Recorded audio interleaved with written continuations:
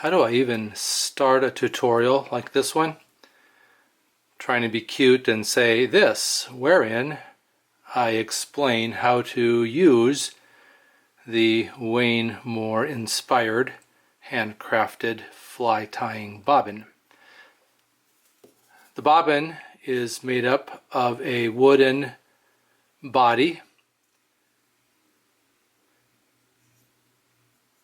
It's shaped so that, to me, it's comfortable to hold.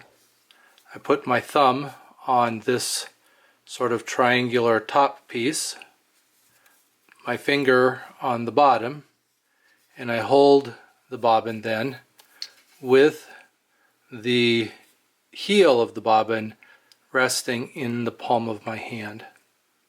The bobbin then has two other components. What I call the spindle, which is where the tightening tensioning system exists and where the thread is held, and the tube. So let's start with the tube and then go to the spindle and tensioning system. The tube is hypodermic tubing, stainless steel hypodermic tubing. Both ends of the tube are polished to 1500 grit sandpaper, and then on top of that the paper back side of the sandpaper. I have tested every single tube, both sides, to make sure that they don't cut thread. The tube is fitted tightly into the wooden body, and if the tube is too loose, I will put a little bit of head cement on the tube and twist it in to make sure that it is tightly and glued in. The tensioning system is made up of a spindle, and it's just a threaded rod that is threaded into the wood. And then there are the following components to the tensioning system. Starting on the outside, there is a flat knurled nut. Then there is a rubber washer, and the rubber washer needs to fit tightly on the spindle shaft. If it's loose on the spindle shaft, then it is liable to turn, and you don't want that rubber washer to turn. Then there is a plastic washer. Then there is a sewing machine bobbin, and the sewing machine bobbins that I use are class 66 bobbins. I do have some that use a different size bobbin. For example, this one, I don't even know what size this bobbin is, but it's narrower, and so I had to do some modifications to the spindle to make sure that it was tensioned properly. The bobbin is on the shaft then, which has a brass tube around the threaded rod for that bobbin to spin on easily. And then there is another washer between the sewing machine bobbin and the wood body. So the two plastic washers then are intended to help the sewing machine bobbin spin without friction. To use this fly tying bobbin, obviously I need to have thread on my sewing machine bobbin, and the way I do that is with a sewing machine bobbin loader. I suppose it would be fully possible to sand down a dowel that would fit tightly into the tube, maybe taper it a little bit, but it has to be on there tight so that when it's put into a drill chuck and the drill is used, it will cause the bobbin to turn in order to load thread on it. So I have the thread through the thread hole in the top of the bobbin, and I just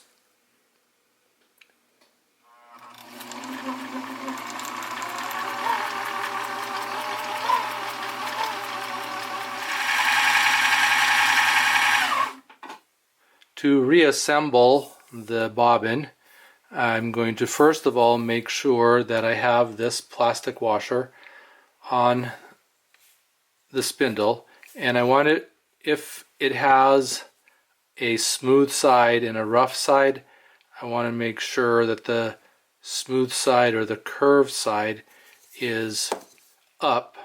I want the best advantage possible for the least amount of friction with the sewing machine bobbin.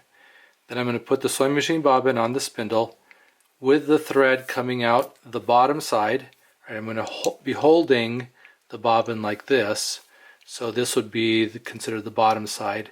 I want the thread to come off my sewing machine bobbin, and the design is for as straight a line possible through the thread tube to the thread coming off of the sewing machine bobbin, and that works both this way as well as this way.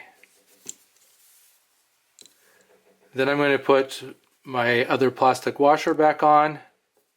This doesn't seem to have a difference between the two sides,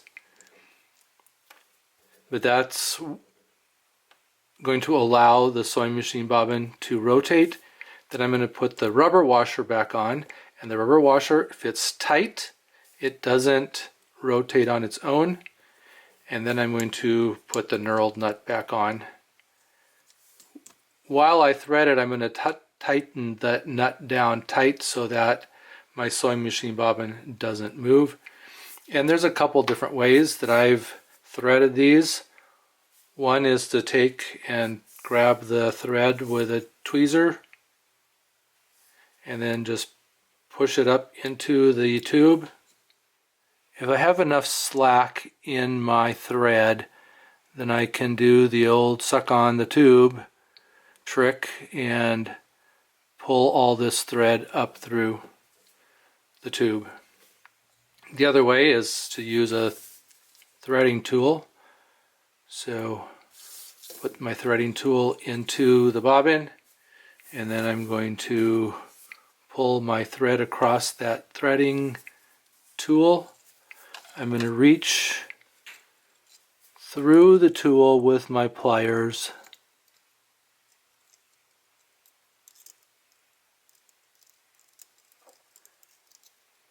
grab the thread and pull the thread through the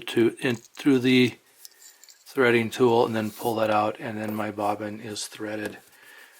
Now I've got a long piece of thread here, and I don't want all that thread when I'm starting to tie, so then I'm going to just loosen my nut, and then I can hold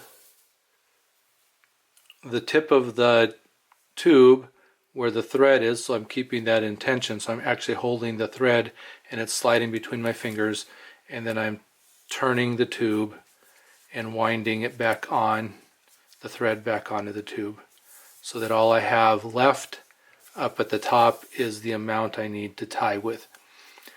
The tensioning system is here, and it's just a matter of turning this knurled nut to the right place that will allow the thread to come off as you're tying. And two things need to happen. One, it needs to come easily off while you're tying. I've got it too tight yet. So there's some tension on there and I can pull it off. But I want it to not be so tight that it'll break, and so loose that there isn't tension enough to tie with. The amount of tension on your thread is really up to you, and it's just a matter of playing with the adjustment of this knurled nut until you get it to that place where it's comfortable and you like it. I have a number 14 hook in the vise with a clear bead and a tungsten bead. I'm going to tie a midge, a harvester midge, with a air bubble and gills. So I'm going to use a olive thread to start that.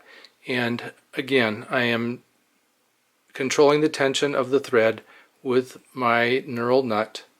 And one of the things that I have discovered is that I can use my ring finger right here on the sewing machine bobbin if it's coming out too fast. then I can slow it down if I don't want to stop and tighten my nut while I'm tying. And then it's just a matter of tying and figuring out where that happy place is, right? When I let go of the bobbin, it should stay where I leave it, and if the thread is coming out too fast, then I can just tension. If it's coming out too slow, then I can loosen it.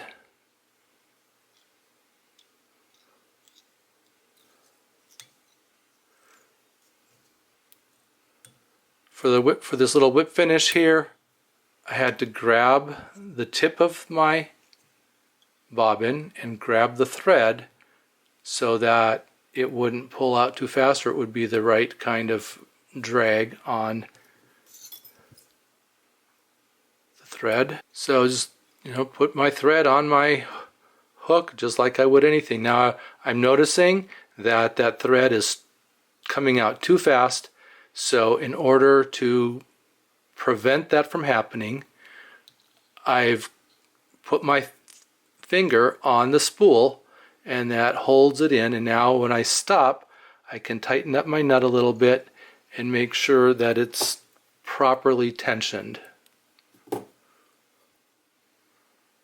Yeah, the thread is still coming out too fast, so I've got my finger on the sewing machine bobbin, holding it in place, making sure that the thread doesn't come out any faster than I want it to, but I'm also letting the thread come out. So as I wrap this thread-bodied midge, and then what I can do if I'm holding the thread too tight and I get too close to the hook shank, then I can loosen the tension a little bit, pull down on my bobbin, and get a longer thread. And it's really just a matter of time and practice with the bobbin until you're comfortable with the amount of thread that is being released and the proper tension on that thread. So I want to make sure that those plastic washers are the smooth sides towards the bobbin. There is one other thing that I have noticed, and that is that there is a slight difference between the metal bobbin and a plastic bobbin. They react differently to the plastic washers, and if the metal bobbin isn't working, then a plastic bobbin might work better. But there, when I tied that, I was just able to gently pull down on the body of the bobbin, and it just gave me enough thread so that I could tie that finishing whip finish. And that is how I use these handcrafted, Wayne Moore inspired fly tying bobbins. If you're interested in trying one out, using one, actually getting one for yourself, or maybe like I have a dozen or so because I prefer not to have to change the thread bobbin every time I change thread. I just have a different one for each color of thread that I use. But there is a link in the description talking about the history of the bobbins and what I can do to help you have one.